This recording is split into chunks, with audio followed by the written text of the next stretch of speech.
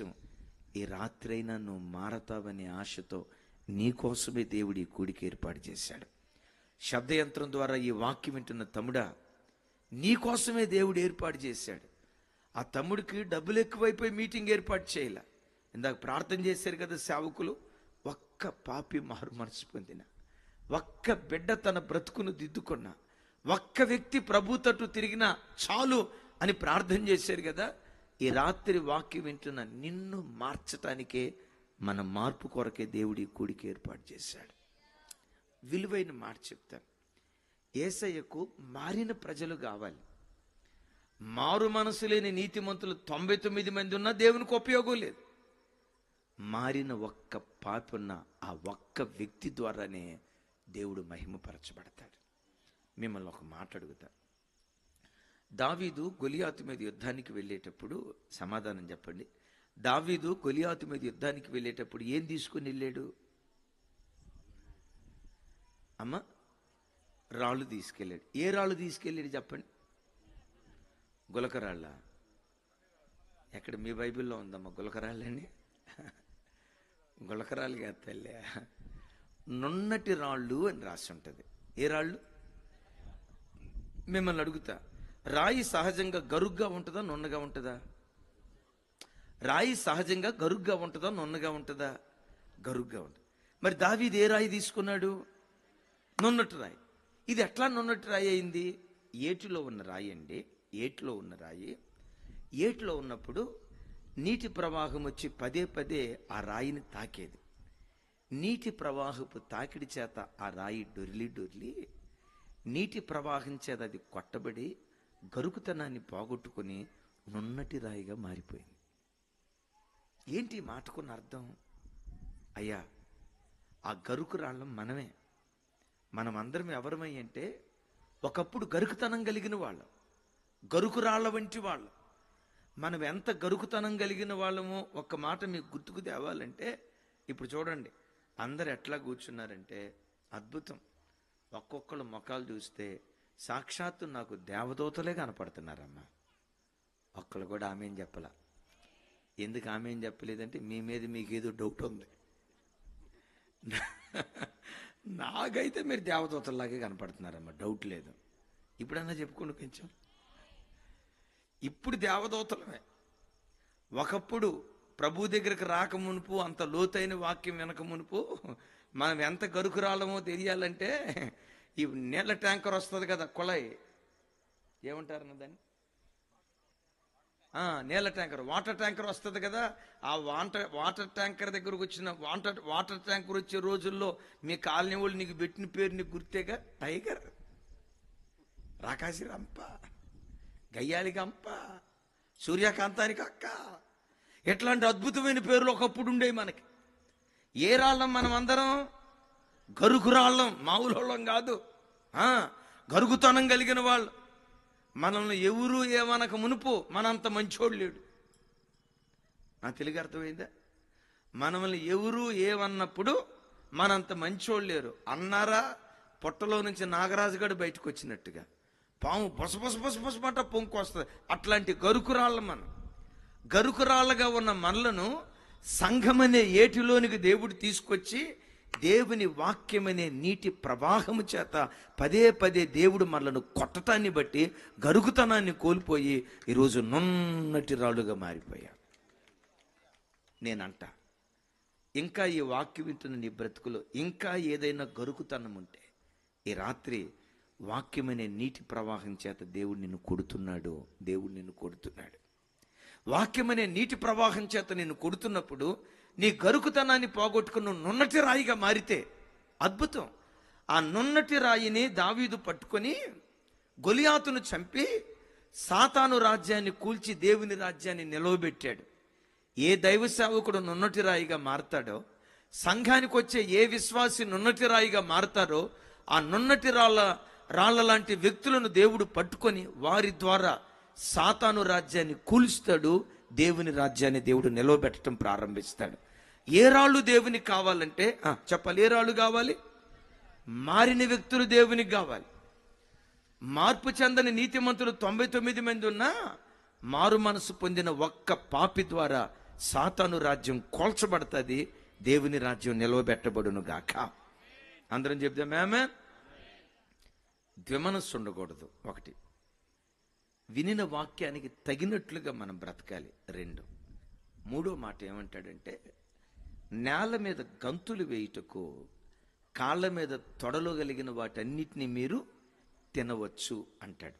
నాతో కలిసి మాట చెప్పండి. నేల మీద గంతులు వేయుటకు కాళ్ళ మీద తొడలు కలిగిన పురుగులన్నిటినీ మీరు తినవచ్చు. దాని కాళ్ళ మీద ఏముండాలట?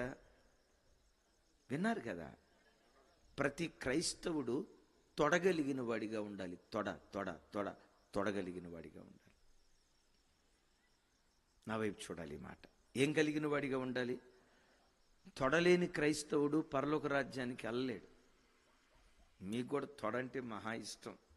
మాంసం దుకాణానికి వెళ్ళారు అనుకోండి, చెప్పండి రా తల్లి, ఏమడుగుతారు? తొడ మాంసం మీండయ్యా, తింటే తిన్నావులే కానీ తొడ మాంసం. నేనంట క్రైస్తవుడు తొడగలిగిన వాడిగా ఉండాలి. అంటే తొడ మాంసం తినేవాడిగా ఉండాలని కాదు.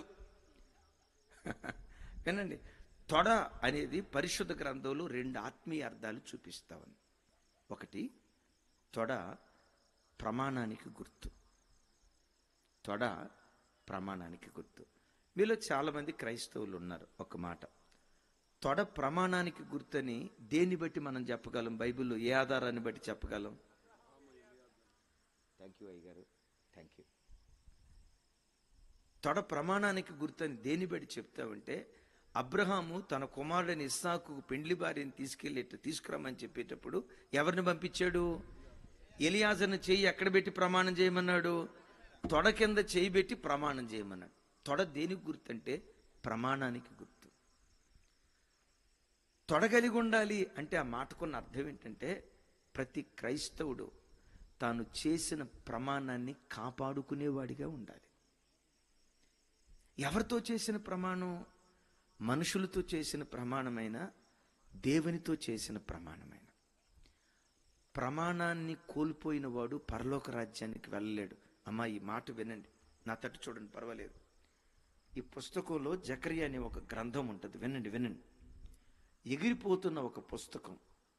ఆ పుస్తకంలో కొంతమంది పేర్లు రాశారు. ఆ పుస్తకం ఎగిరిపోతున్న పుస్తకం అని జకరియా గ్రంథంలో రాసి ఉంటుంది. ఆ పుస్తకంలో ఎవరెవరి పేర్లు రాయబడ్డాయో వాళ్ళందరూ నరకానికి వెళ్ళిపోతున్నట్లుగా వాక్యంలో రాసి ఉంది. ఎగిరిపోతున్న పుస్తకంలో నరకానికి వెళ్ళే వ్యక్తుల పేర్లు రాయబడిన పుస్తకంలో ఎవరి పేర్లు ఆ పుస్తకంలో రాయబడ్డాయని వాక్యంలో చూస్తే అప్రమాణికుల పేర్లు ఆ పుస్తకంలో రాయబడ్డాయట. ఎవరి పేర్లు? అప్రమాణికుడు అంటే తెలుగు వాళ్ళ, మీరు అమెరికా వాళ్ళ? అంత సీరియస్గా చూస్తున్నారు ఏం తల్లి? అప్రమాణికుడు అంటే అర్థం ఏంటి? ప్రమాణాన్ని తప్పినటువంటి వాడు, ప్రమాణాన్ని కోల్పోయినటువంటి వాడు అప్రమాణికుడు అంటారు. దైవజనమా, మనుషులతో మనం చేసిన ప్రమాణం, దేవునితో చేసిన ప్రమాణం ఎవరు కాపాడుకుంటారో వాళ్ళ పేర్లు జీవగ్రంథములో ఉంటాయి. జీవగ్రంథములో రాయబడిన పేర్లు కలిగిన వాడు పరలోకాన్ని స్వతంత్రించుకుంటాడు. అప్రమాణికులు ఎగిరిపోయే పుస్తకంలో రాయబడతాయి వాళ్ళ పేర్లు, వాళ్ళు నరకానికి వెళ్ళిపోతారు అంటారు. అయ్యా, ప్రమాణం మనుషులతో చేసిన ప్రమాణం అంటున్నారు. నేనెవరితో ప్రమాణం చేశానండి? నేనెవరితో ప్రమాణం చేయలేదు అంటారా? ఇక్కడ చాలా మంది వివాహం చేసుకున్న క్రైస్తవులు ఉన్నారు. మన పెళ్లిళ్ళలో ప్రాముఖ్యమైనది ప్రమాణం. తాలిబొట్టు కంటే ప్రాముఖ్యమైనది మనకు ప్రమాణం. పెళ్లి చేసుకునేటప్పుడు అందరూ ప్రమాణం చేశారు. అమ్మ, ఏమని ప్రమాణం చేశారు చెప్పండి? కలిమియందు, లేమియందు, వ్యాధియందు, ఆరోగ్యమందు, అనారోగ్యమందు, మేలుయందు,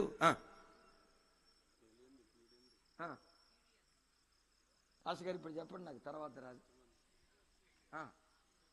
కీడు, ఆ తర్వాత ఇంకా సుఖ దుఃఖాలు, మేలు కీడు కాదు దగ్గర దాటి ఆ తర్వాత మాట ఉంటుందిగా. నిన్ను విడువక ఎడబాయక, అది కూడా ఉంది.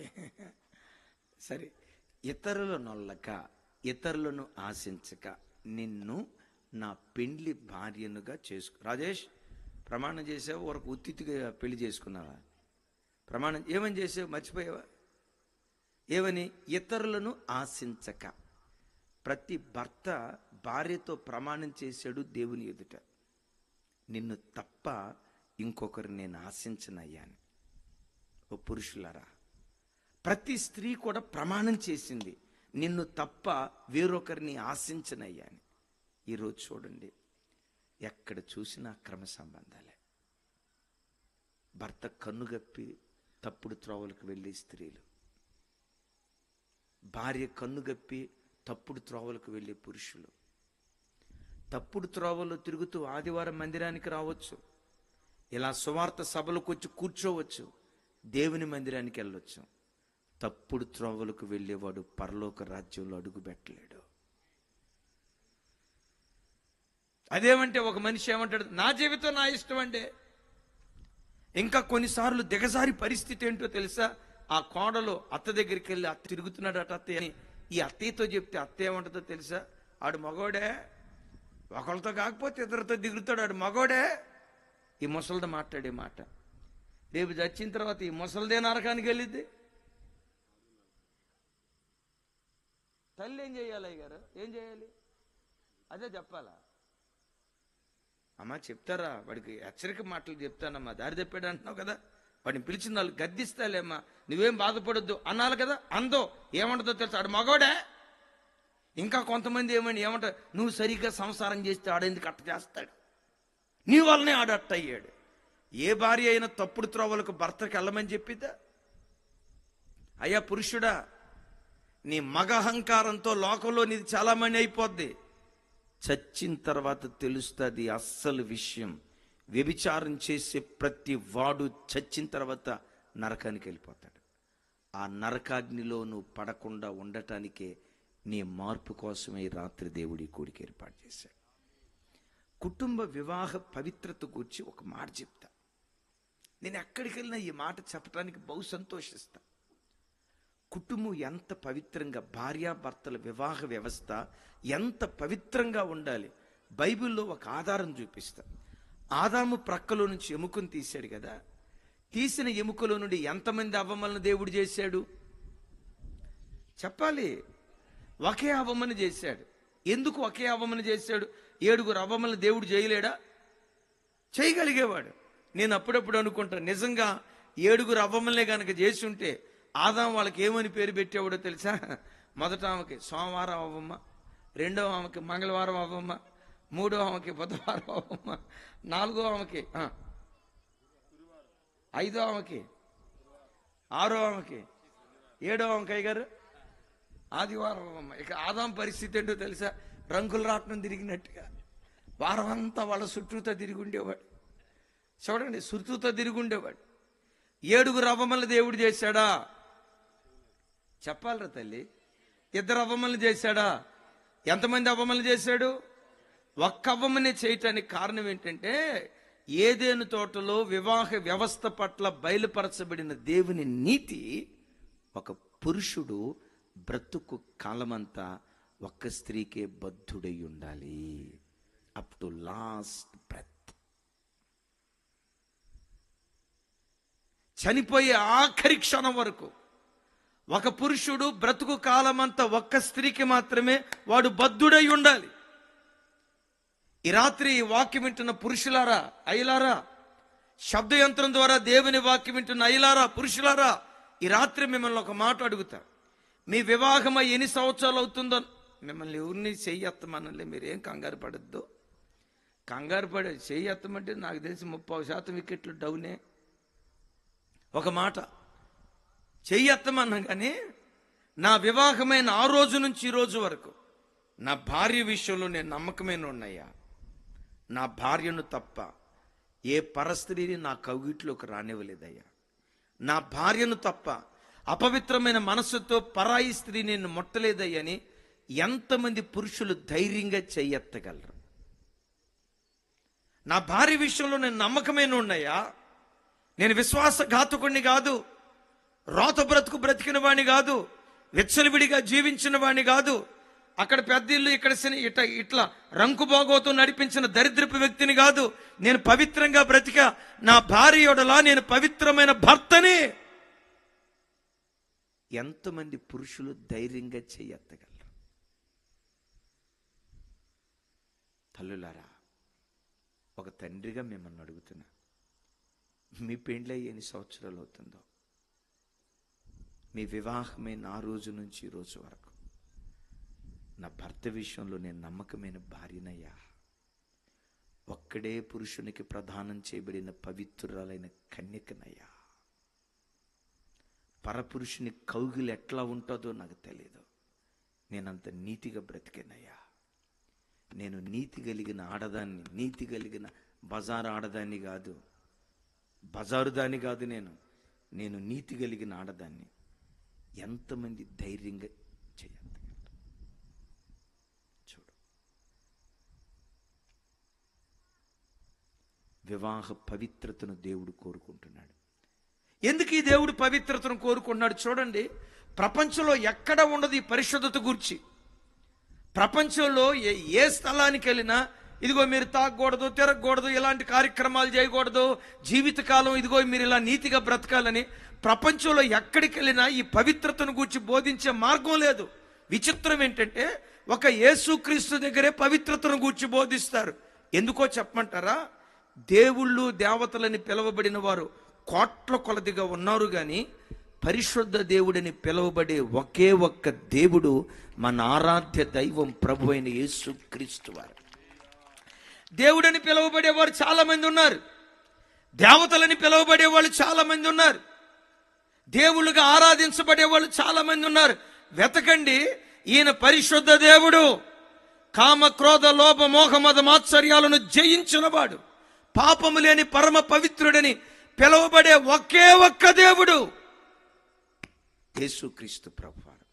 అందుకని ఆయన అంటాడు, నేను పరిశుద్ధుడనై ఉన్న ప్రకారం మీరును సమస్త ప్రవర్తన యందు పరిశుద్ధులుగా బ్రతకండి అంటాడు. ఓ తల్లి, నీ బ్రతికెలా ఉంది? ఓ తమ్ముడా, నీ బ్రతికెలా ఉంది? జరిగింది ఏదో జరిగింది. ఈ రాత్రి నిన్ను ప్రేమించి ప్రభు నీతో మాట్లాడుతున్నాడు. ఈ రాత్రి నిన్ను ప్రేమించి ప్రభు నీతో మాట్లాడుతున్నాడు. గత కాలపు రోత పాత జీవితాన్ని విడిచిపెట్టి కనీసం ఈ రాత్రి నుండి అయినా, అయ్యా నీ నీతి విలువిదని నాకు తెలియలేదయ్యా, నీ పవిత్రమైన మార్గం ఇదని నాకు తెలియలేదయ్యా, ఈ రాత్రి నుంచి నా బ్రతుకును మార్చుకొని నీ కొరకు బ్రతుకుతానయ్యా అని కనీసం ఈ రోజైనా ప్రభు తట్టు నువ్వు తిరగగలిగితే ఈ రాత్రి నా దేవుడు నిన్ను క్షమించి నేను పవిత్రురాలిగా దేవుడు మార్చునుగాక. గట్టిగా చెప్తే ఆమేన్. ఇక్కడ కొంతమంది యవ్వన బిడ్డలు ఉన్నారు. పిల్లలరా, మా కుమార్తెలు లాంటి వాళ్ళు, కొడుకులు లాంటి వాళ్ళు, తమ్ముడు పెళ్ళయిందా? పెళ్ళయిందా? అయ్యో పెళ్ళయిందా?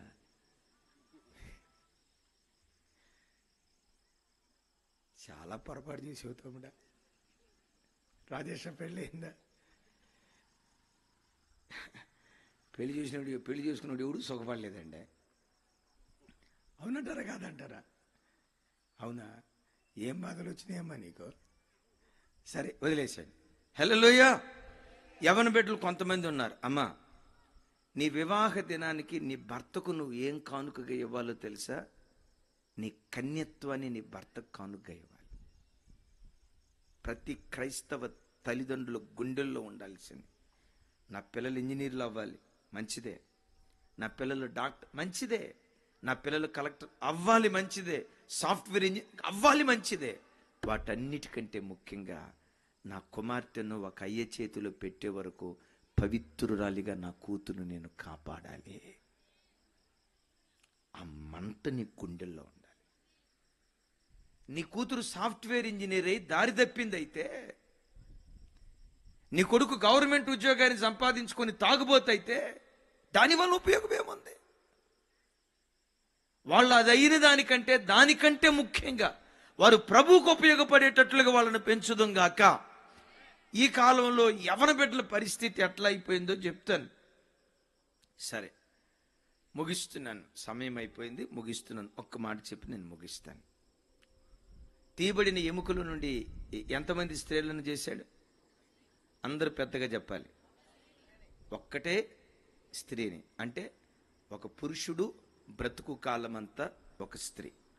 ఒక స్త్రీ బ్రతుకు కాలమంతా ఒక పురుషుడికి బద్ధురాలై ఉండాలి. రైట్? మనుషులతో చేసిన ప్రమాణం అయిపోయింది. ఇప్పుడు మనం అసలు మన బ్రతుకులో ఎవరితో ప్రమాణం చేసామయ్యి అంటే దేవునితో ప్రమాణం చేసాం. ఎప్పుడెప్పుడు ప్రమాణం చేసామో చెప్పమంటారా? బాప్తిస్మం తీసుకునేటప్పుడు మనం అందరం ప్రమాణం చేసి బాప్తిస్మం తీసుకున్నాం. బాప్తిస్మం తీసుకునేటప్పుడు ఏమని ప్రమాణం చేసాం చెప్పండి? అయ్యా, నాకు తాగుడు అలవాటు ఉండేది, ఇక నేను తాగనయ్యా. కోపిస్తోడిని, ఇక కోపం రానేనయ్యా.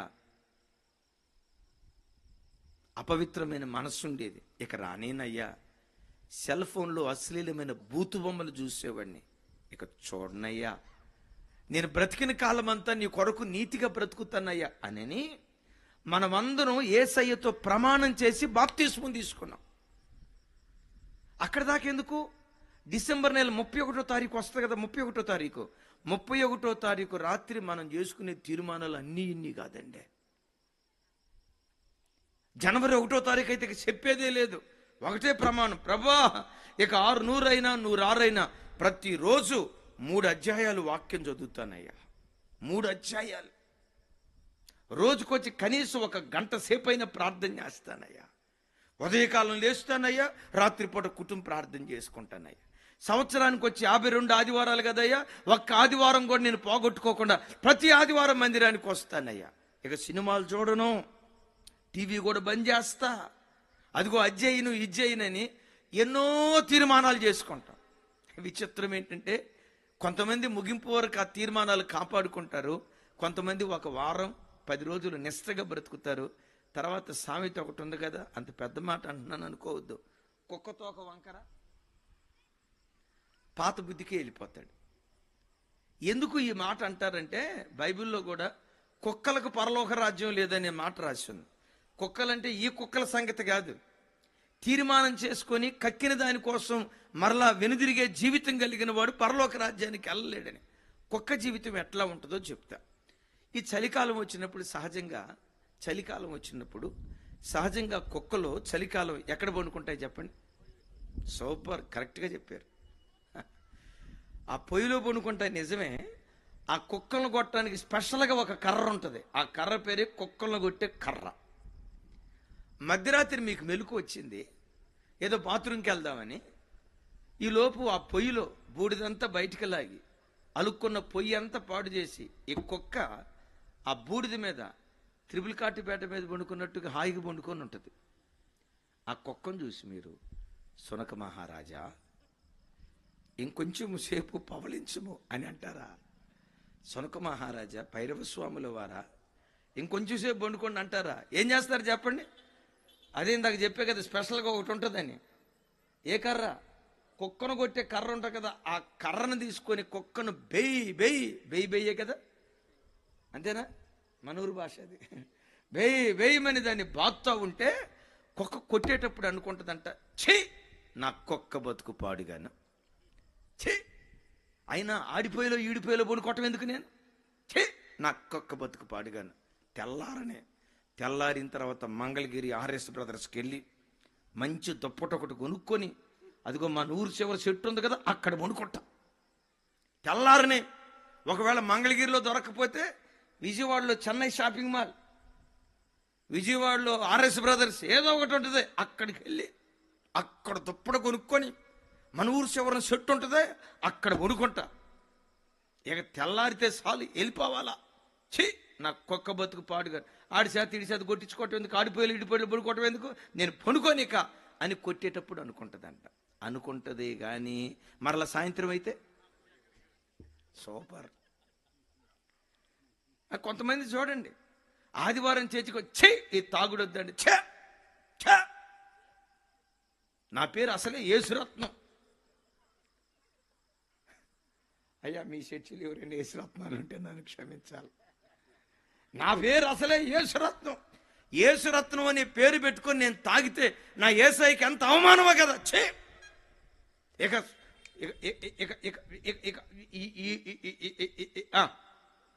పొరపాటున ఈ రోజు రాత్రి ఉదయం అనుకుంటాడా, సాయంత్రం ఎవరు కనపడకపోయినా మా యేసురత్నం మాత్రం తప్పకుండా దర్శనం అవుతాడు బ్రాందీ షాపు దగ్గర. కొట్టేటప్పుడు అనుకుంటుందంట, ఛే నా కుక్క బతుకు పాడుగాను, తెల్లారని డెఫినెట్గా రగ్గు కొనుక్కొని వచ్చి ఆ చెట్టు కింద పడుకుంటానంటదంట. సాయంత్రం అయిందంటే పొయ్యిలో పండుకోకమా అందో, మరలా వాడి చేత కొట్టించుకోకమా అందో. కొట్టించుకోవటమే, అనటమే, తీర్మానం చేయటమే, తెల్లారిన తర్వాత పండుకొని అంటమే, మరలా సాయంత్రం అయితే అక్కడ పండుకోవటం. ఏమనుకోవద్దు. ఇలాంటి కూటాలకు వచ్చి వాక్యం విన్నప్పుడు, వాక్యం చేత దేవుడు కొడుతున్నప్పుడు ఎన్నిసార్లు నువ్వు తీర్మానం చేసుకోలేదు నేను మారుతానని? ఎన్నిసార్లు తీర్మానం చేసుకోలేదు నా బ్రతుకును దిద్దుకుంటానని? ఎన్నిసార్లు తీర్మానం చేసుకోలేదు ఇది కాదు బ్రతుకు, ఒక నికాల్సైన క్రైస్తవ జీవితం జీవించాలని ఎన్ని మార్లు దేవుని దగ్గర తీర్మానం చేసుకోలేదు? ఆ కుక్క బతుకెంతో మన బతుకుడు కొన్నిసార్లు అట్లాగే అయిపోతుంది. అది అనుకుంటుంది మరలా పాత జీవితానికి వెళ్ళిపోయినట్లుగా. ఒకవేళ గడిచిన దినాల్లో ఆ స్థితిలో నువ్వు బ్రతికితే, తమ్ముడు చెల్లి, ఇది మిక్కిలి అనుకూలమైన సమయం నీ బ్రతుకును మార్చుకోవటానికి. ఇది మిక్కిలి అనుకూలమైన సమయం ప్రభు తట్టు తిరగటానికి. కాళ్ళ మీద నీకు తొడలుంటే, దేవునితో చేసిన ప్రమాణాన్ని నువ్వు కాపాడుకుంటే, ప్రమాణాన్ని కాపాడుకుంటూ పవిత్రంగా ఎవరెవరు బ్రతుకుతారో యేసయ్య మధ్యాకాశానికి రాబోతున్నాడు. ఆడికొచ్చి ఏమంటాడో తెలుసా? ఆత్మయు పెండ్లి కుమార్తెయు ఎక్కడకు ఎక్కి రమ్ము అని పిలుస్తాడు. నీతిగా బ్రతికిన క్రైస్తవుడు, యేసయ్య పవిత్రమైన రక్తంతో కడగబడిన క్రైస్తవుడు మధ్యాకాశానికి వచ్చి ప్రభు పిలిచిన మరుక్షణమే రెప్పపాటు కాలంలో రూపాంతరం చెంది యేసయ్య ఎలా ఉంటారో ఆయన పోలికలోకి మార్చబడి పరలోకానికి వెళ్ళి యుగాయుగాలు యేసయ్యతో బ్రతికే భాగ్యం దేవుడు మనకిస్తాడు. కొంచెం పెద్దగా చెప్తే మేమే హుషారుగా, మరోసారి, ఇంకోసారి పెద్దగా ఈ మాట చెప్పిక నేను ప్రార్థన చేస్తాను. యేసయ్య నీకు ఏమి ఇచ్చినా ఏమి ఇవ్వకపోయినా ఒక్కటే, యేసయ్య నువ్వు నాకు దేవుడిగా దొరికావు, అదే నాకు కోట్ల రూపాయల ఆస్తి. మంగళగిరిలో ఉంటా, నీకు సెంటు భూమి లేకపోయి ఉండొచ్చు, ఎవరో చెప్పి ఉండొచ్చు, మందడం పక్కన అమరావతి పక్కన పలానా ఆయన 10 ఎకరాల పొలం కొన్నాడంట, నీకు సెంటు భూమి కూడా లేదు. ఆ మాట వినటంతో అయ్యో ప్రభువా నాకు సెంటు భూమి కూడా లేదు, దుఃఖపడద్దు. ఆ 10 ఎకరాల పొలం కంటే శ్రేష్టమైన దేవుని నువ్వు సంపాదించావు, శ్రేష్టమైన దేవుని నువ్వు సంపాదించావు. ఒక్కటే, యేసయ్య నాకు దేవుడిగా దొరికాడు, అదే నాకు కోట్ల రూపాయల ఆస్తి కంటే సమమైనది, అదే నాకు కోట్ల రూపాయల కంటే శ్రేష్టమైనది. ఎందుకో తెలుసా?